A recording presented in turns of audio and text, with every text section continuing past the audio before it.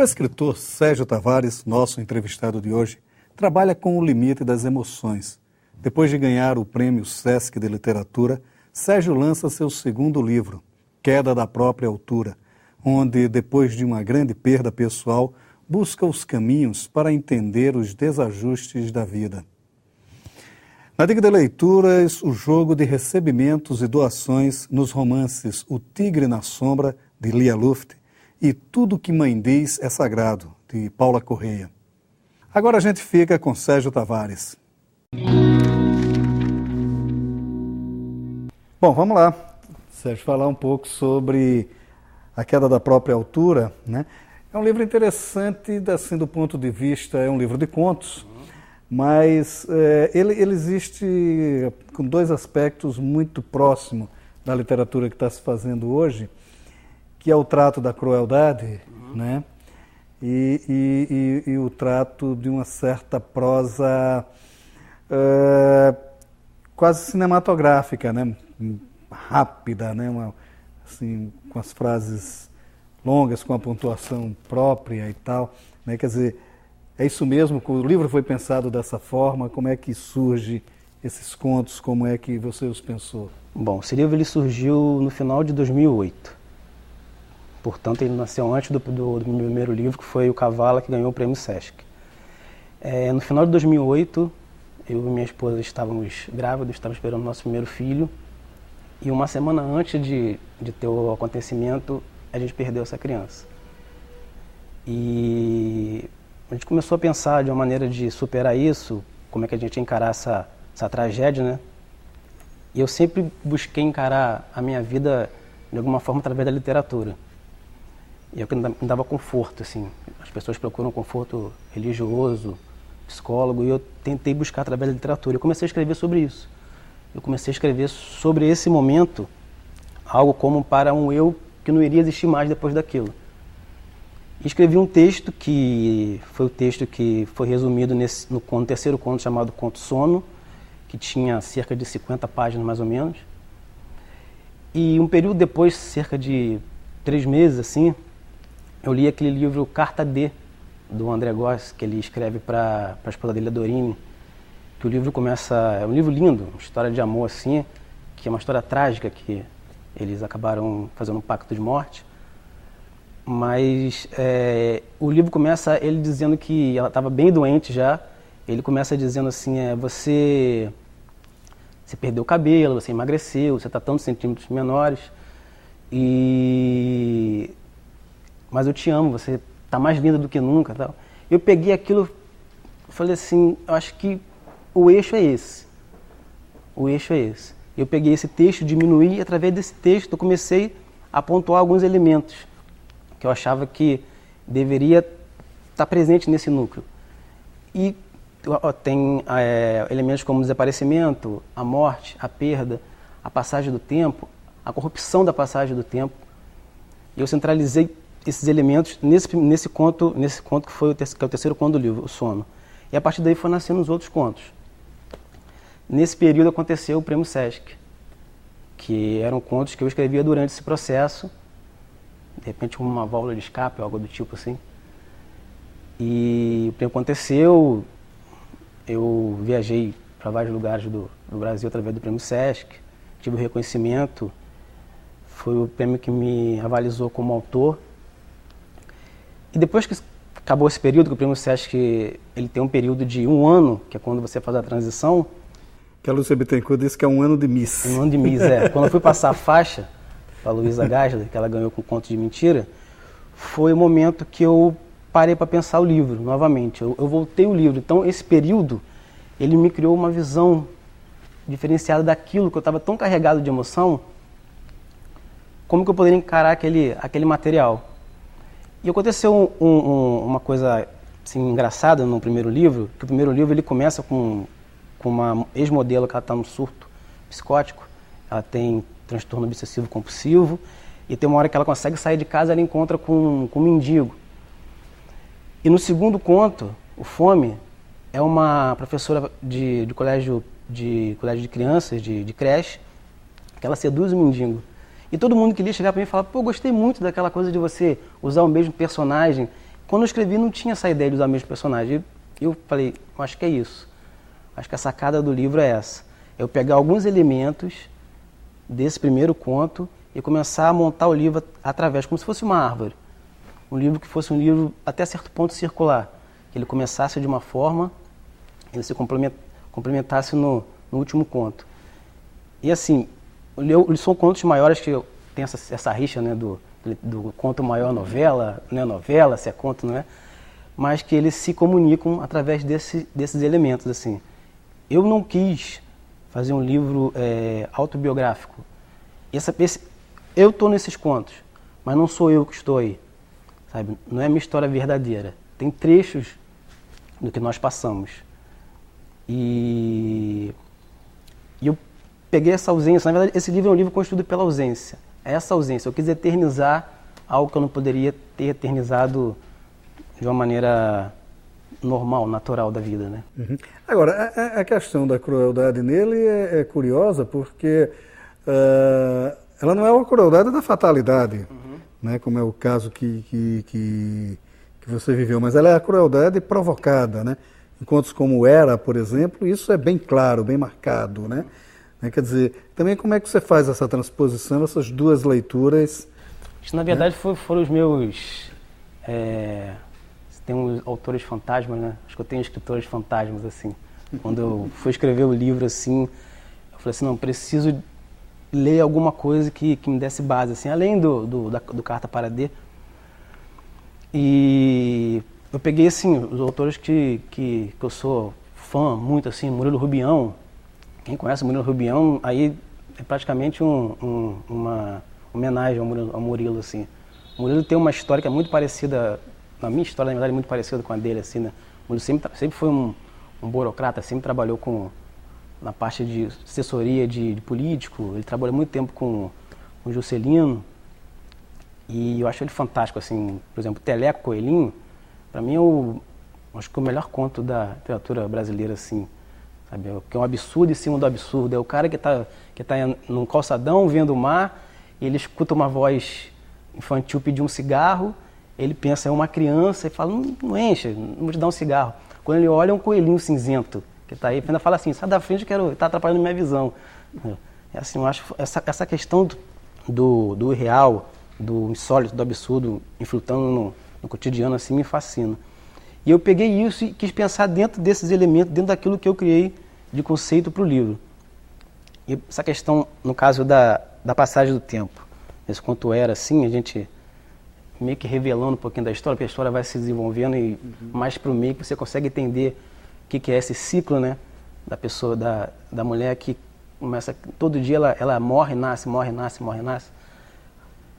E essa questão de como esse tempo passa, como que você pode ultrapassar esse limite do tempo, eu busquei uma forma dela simbolizar o que como ela não tem a noção da perda, eu transferi essa perda para o personagem que conta a história. Que é o cara que ele vai sendo, que ele se apaixona por essa jovem, que ele tem o carinho pela criança, mas ele que não suporta a velhice, mesmo ele ficando velho, né? Que é uma homenagem ao Homem do Boné Cinzento do Rubião, né? Que é uma história parecida de dois irmãos que sempre estão na varanda brincando, e eles vê um velho que está cada vez mais magro e alquebrado, e chegam no ponto que eles conseguem enxergar através da pessoa, né? Agora, até o Mário de Andrade comentava muito isso, que o Rubião, ele acabava fazendo um fantástico tímido. Isso. E ele acabava não concretizando o seu fantástico. Porque o Rubião, ele tinha uma coisa que ele era... O Rubião, ele deveria ter nascido na época do blog. Porque ele não ia publicar livro, ia publicar blog. Porque ele modificava o conto toda hora, assim. Tem um conto dele chamado Convidado, que eu acho que demorou 5, 6 anos para ficar pronto. Que toda hora ia lá, mudava uma palavra, tirava, colocava. Ele era bem obsessivo, assim, no que ele escrevia, assim. Mas ele tinha uma coisa que eu achava fantástica, que, por exemplo, ele não era uma pessoa que trabalhava com a forma, por exemplo, como Cortázar trabalha, assim. O Cortázar ele trabalha muito com o elemento da linguagem. O Rubião não. O Rubião ele transforma, ele pega o que é mais banal possível, sabe? Tem um conto, Alfredo, por exemplo, que é de uma criatura que fica rodeando uma casa e a esposa fica assustada e cria aquele suspense, né, de o que está acontecendo, que criatura é essa. E quando a criatura se aproxima, que é uma coisa bem cinematográfica, como você falou do livro, a criatura se aproxima, aí tem aquele primeiro contato do personagem que narra a história com a criatura. E você pensa que aquele momento é o momento que vai acontecer o plano final, né? Que vai ser o final do conto. Aí o personagem olha para a criatura e fala assim, é o meu irmão. É o meu irmão. E eles começam a conversar. Sabe, esse absurdo, que é um absurdo, chega até a ser um pouco cômico, eu acho que simboliza um pouco da timidez do Rubião, assim. Ele não trabalhava, ele não tinha uma ideia de repente, criar um continente. Pois é, e você acaba sendo, de certa forma, marcado por isso na sua literatura, quando você também, de certa forma, renuncia a essa necessidade de criar mais um continente também, como você fala, e ficar muito uma literatura muito intimista também, né? Quer dizer, como é essa questão do intimismo mesmo na sua literatura? Esse livro eu acho que foi mais fácil porque ele foi baseado num acontecimento, né? Ele é fruto dessa tragédia, então foi assim, para mim, bem mais fácil entendê-lo dessa forma, né? O Kavala, eu acho que o Kavala é um reflexo do que eu não quis colocar nesse livro, eu coloquei no Kavala. O Kavala é como se fosse os filhos rebeldes, né? Ele também tem essa questão da crueldade, é um livro, mas é um livro mais explícito, né? A violência é mais explícita.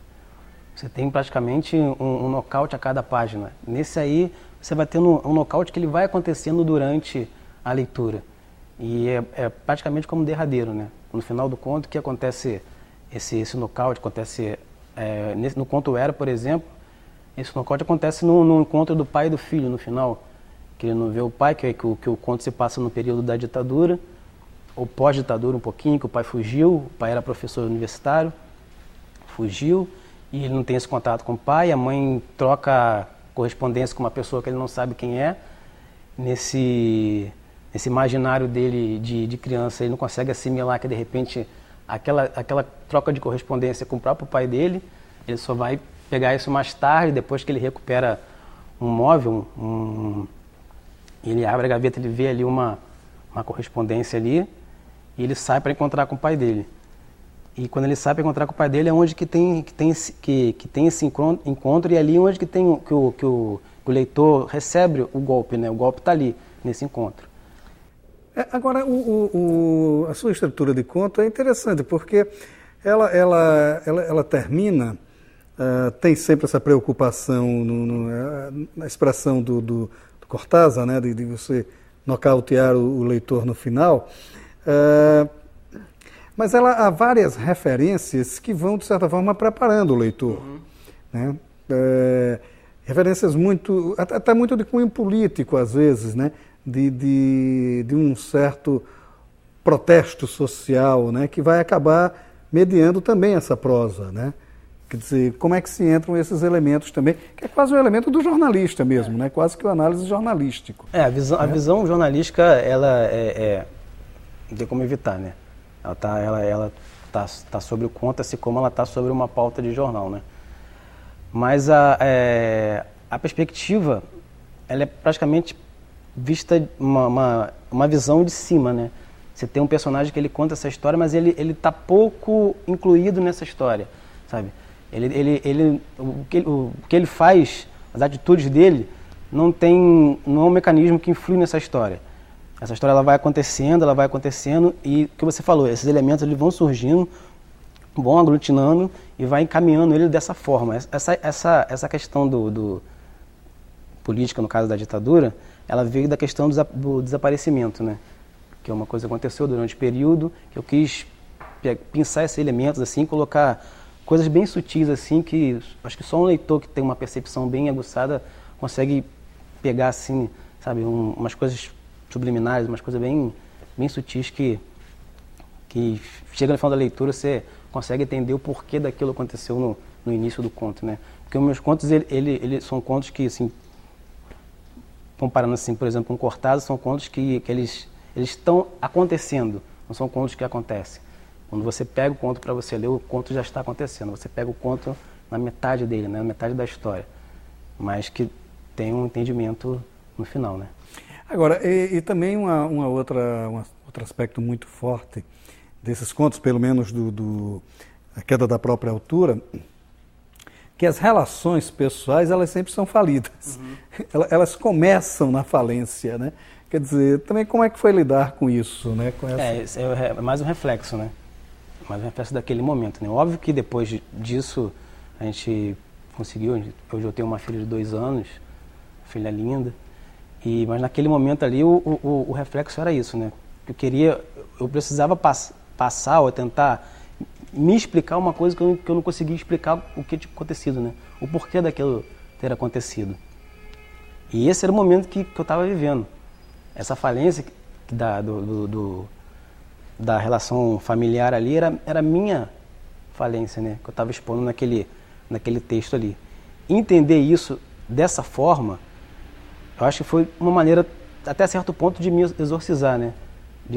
De tentar buscar uma resposta para algo que na verdade não tem resposta, né? Você parar para pensar por que certas coisas acontecem, porque é como eu digo no início do conto, né? Assim, que as pessoas esperam a tragédia evoluir, né? A tragédia não evolui, a tragédia acontece. E era isso, assim, essa falência que está no livro ali é minha própria falência, assim. Agora, é interessante, porque os 2 livros, ele acabam sendo frutos, né, dessa experiência pessoal sua. Quer dizer, a sua literatura, ela é marcada por isso, quer dizer, um próximo projeto, não sei se você está trabalhando, um projeto aí de romance, de novo livro de contos, quer dizer, essa experiência pessoal volta também? Maurício, eu acho que assim, que eu fechei um ciclo com esses 2 livros, assim. Um ciclo que veio daquele acontecimento. Agora eu estou trabalhando no romance agora, que é muito mais difícil trabalhar no romance, você tem que ter disciplina, você tem que trabalhar com estrutura, você tem que definir bem os personagens.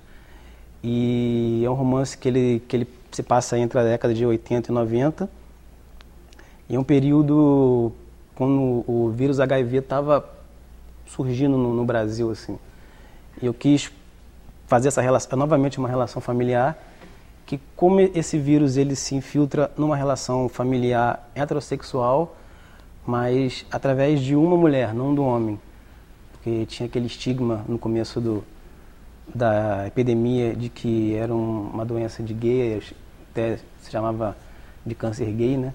E como que é uma mulher que morre, que ela sofre um acidente e numa transfusão de sangue ela acaba contraindo o vírus. E como que essa desmoronamento da relação familiar acontece e como que isso vai influenciar no personagem principal, nesse filho que vai crescer nesse período da década de 80 para a década de 90, como isso vai tornar a relação do pai com ele cada vez mais difícil. Esse pai se casa depois e casa com uma pessoa, mas ele não consegue ter o mesmo amor para essa pessoa, ele se transforma num homem frio, até certo ponto emasculado, não consegue ter mais prazer pela vida e vai criando toda essa relação. Até que num ponto que ele encontra com uma mulher que passou por uma situação parecida com a dele, e aí... A coisa desanda, né? Mas é engraçado, eu percebo, não sei se é uma leitura errada de sua literatura, mas há um tanto de Nelson Rodrigues, naquela obsessão da falência dos núcleos familiares, do núcleo, né? Do núcleo básico e tal. Há alguma coisa, alguma leitura? O Nelson, Nelson jornalista, dramaturgo, uma referência assim, tricolor como eu, uma referência assim enorme, assim. Eu li a Nelson desde o período lá de adolescência, depois li faculdade. E fora as peças, os filmes, mas assim, nunca foi uma referência forte para mim, assim, entendeu? Minha referência sempre foi literatura latino-americana, mas pode ser, de repente, ter uma projeção aí, algo do tipo, assim. fantasma suburbano dele. As minhas obsessões, as minhas compulsões. De repente eu tento projetar essas obsessões através da literatura, pode ser. Uhum. Sérgio, legal. Obrigado por sua participação aqui no Leituras. Eu queria agradecer, foi ótimo, sim. Parabenizar pelo programa, que é sempre ótimo conversar com você, é a segunda vez que eu participo. E agradecer, assim, que a gente tem pouco espaço para falar sobre a nossa literatura e você é uma pessoa que, além de grande conhecedor, é uma pessoa que sempre está dando força aí para os jovens escritores. Obrigado. Nada. A boa notícia é que nossa literatura está se voltando cada vez mais para a densidade e o pensamento.